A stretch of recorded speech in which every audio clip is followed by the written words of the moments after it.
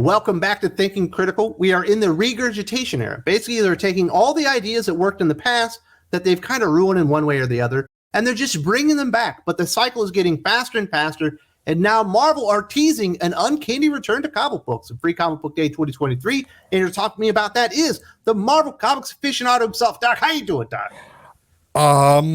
Better than Marvel Comics. That's all I can say.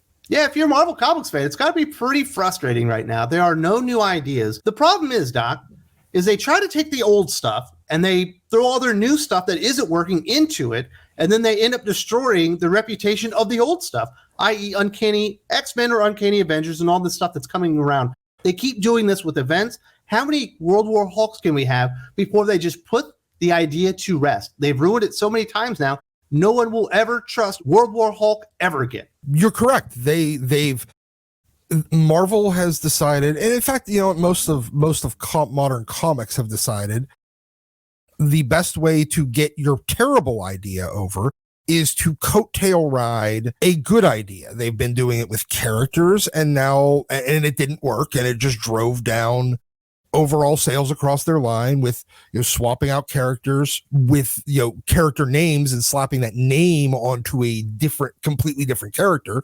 And now they started doing it with events, and now they're doing it with titles as well. Uncanny Avengers was a relatively popular book that followed a very popular Uncanny X-Force title by Rick Remender, and every iteration of Uncanny Avengers since the initial launch has been less and less and less quality, less and less and less connected to the source material, and it's just another vehicle to try to get over bad ideas. Hollywood does this with having a decent idea that they keep wanting to force a certain actor or actress into to try to make that actor or actress popular, and then it continues to fail because nobody likes that actor or actress.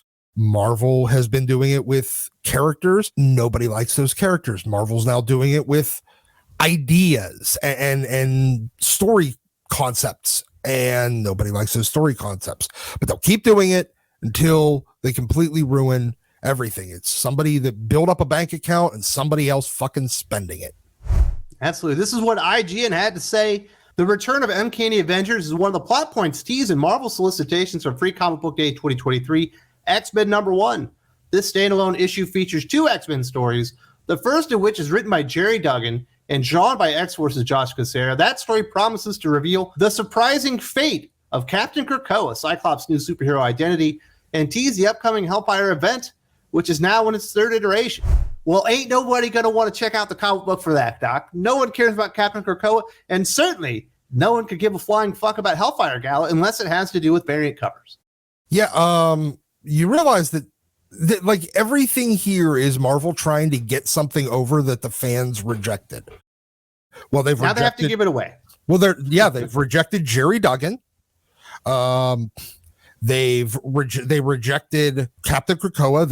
It became a laughable thing like the minute it showed up, and the fact that it only lasts for like one issue, two issues, I think. 2.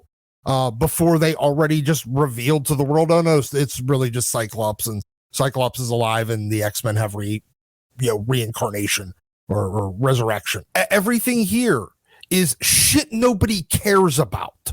Written by a writer that nobody cares about, drawn by an artist that I know you like, but I don't think anybody gives a shit about. I don't buy a comic because it says Josh Cassara on it, but I know if it has Josh Cassara on it, depending on the type of story, it's going to be quality. I disagree. I don't like his melty people. All right. With centered around a character design nobody cared about that leads into he had basil in his freaking ears or something, Doc. He looks so dumb. He was the somehow more retarded version of Major Maple Leaf. If anybody remembers that from the Scott Lobdell Alpha Flight. How dare you sully the memory of Major Maple Leaf, Doc? My goodness. And let's not forget that Hellfire Gala isn't Jerry Duggan's like idea or whatever. That's a Chris Claremont idea he put into like one comic book like in the 80s or whatever. And now they've decided to take one idea that wasn't all that popular, 20 or 30 years ago and turn it into an annual event. Yeah, Chris did it as a setting so that he could slaughter both X-Men and Hellfire Club at the same time by giant sentinels. That's it. There was about 3 pages of party before a slaughter began. And sounds more interesting, Doc. Exactly. If any of the Hellfire galas to this point had been ritualistic slaughters of all of the excessive X people, it would have been a lot better than what we actually got. Nobody cares about the story. Nobody cares about what it's leading into. Nobody cares about the character into it. And nobody cares about the writer and creative team. And also Joshua Cassara is the X-Men artist.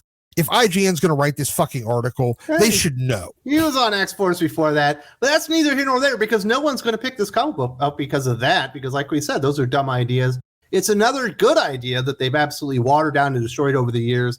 The second from Duggan and Scarlet Warriors artist Javier Garron will connect to Duggan's Iron Man series and the rise of the Stark Sentinels, and will lay the groundwork for an uncanny new team book bouncing back later this year. That tease could be referring to Uncanny X-Men, but the emphasis on the Stark Sentinels and the eclectic lineup of both X-Men and Avengers on the cover point to the Uncanny Avengers instead. Would you agree with that?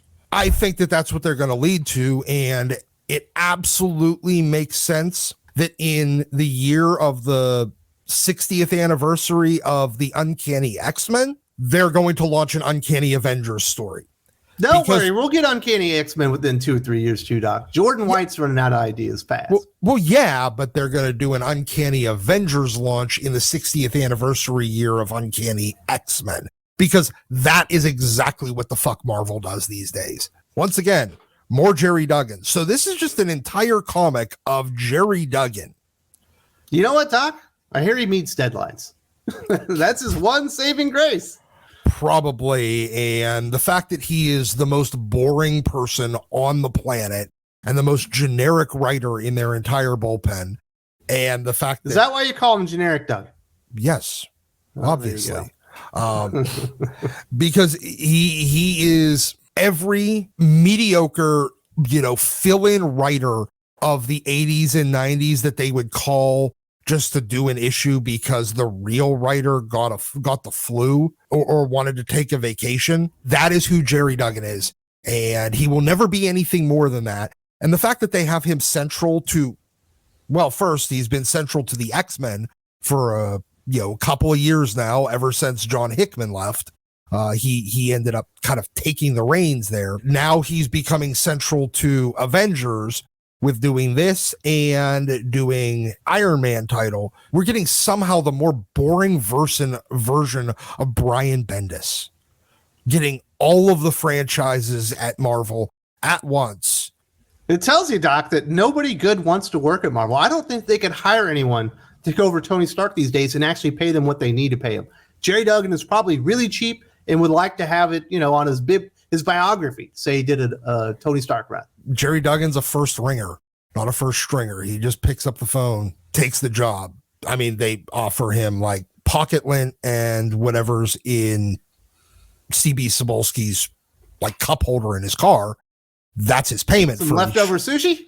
Some leftover sushi, a half-eaten piece of gum, the sucker that's kind of covered in lint that he took out of his mouth to eat the sushi, and some change left over from going through. Do any of the New York bridges and tunnels still take? I don't know anything about New York, Doc. That's besides the point.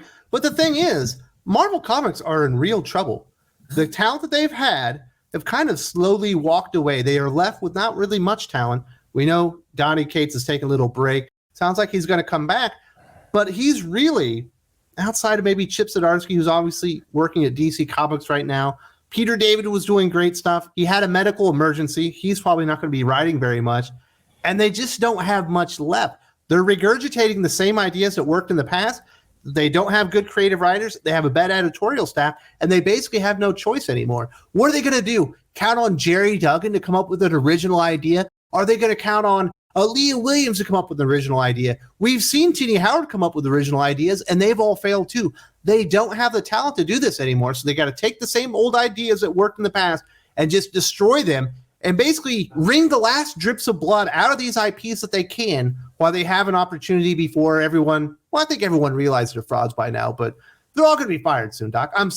I believe it in my heart of hearts. I don't think Marvel, as we see it right now, lasts another 3 years. You're probably right. They're just going to keep trying to get blood from that stone.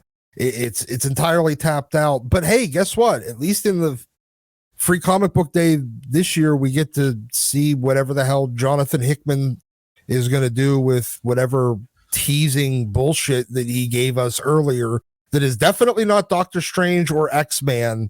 And he'll probably give up on like 6 issues in, just like he did last time, because he's a fucking quitter.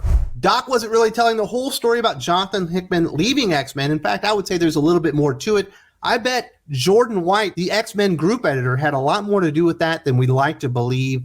The man is an absolute train wreck, and his mismanagement of X-Men is why X-Men is failing so spectacularly right now, why Jerry Duggan is the front man for X-Men right now. If you haven't seen this video, this analysis, definitely check it out. There's also a link in the video description.